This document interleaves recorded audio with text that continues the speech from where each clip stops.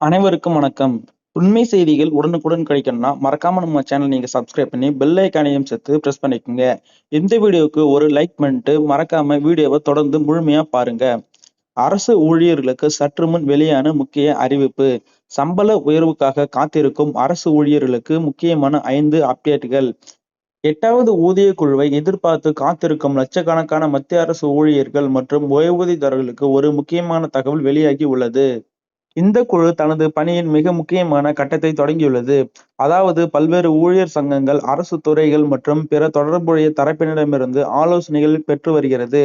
சமீபத்தில் 8வது ஊதிய குழுவின் அதிகாரப்பூர்வ இணையதளத்தில் பல புதிய நிகழ்வுகள் மற்றும் கூட்டங்கள் குறித்த தகவல்கள் பதிவேற்றப்பட்டு உள்ளன. இந்த கூட்டங்களின் அடிப்படையில் ஊதிய குழு தனது இறுதி பரிந்துரைகளை தயாரிக்கும்.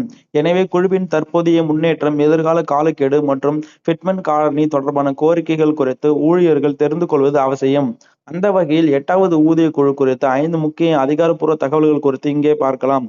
ஊதிய குழுவின் இணையதளத்தில் வெளியிடப்பட்ட தகவலின்படி ஆகஸ்ட் மற்றும் செப்டம்பர் மாதங்களில் பல முக்கிய கூட்டங்கள் நடத்த திட்டமிடப்பட்டு உள்ளது. புதுச்சேரியில் கூட்டம் செப்டம்பர் 9ஆம் தேதியன்று இந்த குழு புதுச்சேரிக்கு செல்கிறது. ஊழியர் சங்கங்கள் மற்றும் பிற தொடர்புடைய தரப்பினர் குழுவிடம் தங்கள் ஆலோசனைகளை நேரடியாக முன்வைக்க ஆகஸ்ட் 18ஆம் தேதிக்குள் பதிவு செய்ய வாய்ப்பளிக்கப்பட்டு உள்ளது.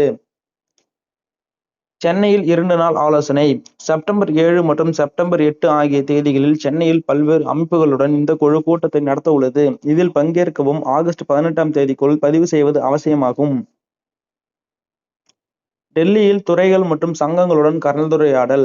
ஆகஸ்ட் 7 மற்றும் 10 ஆகிய தேதிகளில் டெல்லியில் மத்திய அரசு துறைகள், ஊழியர் சங்கங்கள் மற்றும் அமைப்புகளுடன் சிறப்பு கூட்டங்கள் திட்டமிடப்பட்டு உள்ளது.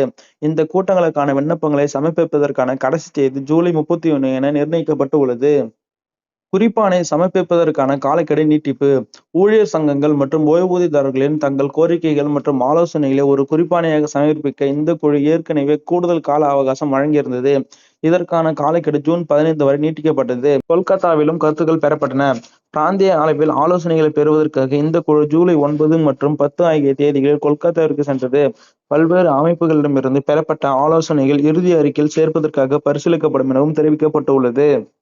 8வது ஊதிய குழு தனது இறுதி அறிக்கையை தயாரிக்க 18 மாத கால அவகாசம் வழங்கப்பட்டுள்ளது. இந்த குழு தனது பரிந்துரைகளை 2027ஆம் ஆண்டு மே, ஜூன் மாதங்களுக்குள் மத்திய அரசிடம் சமர்ப்பிக்கும் என்றும் எதிர்பார்க்கப்படுகிறது.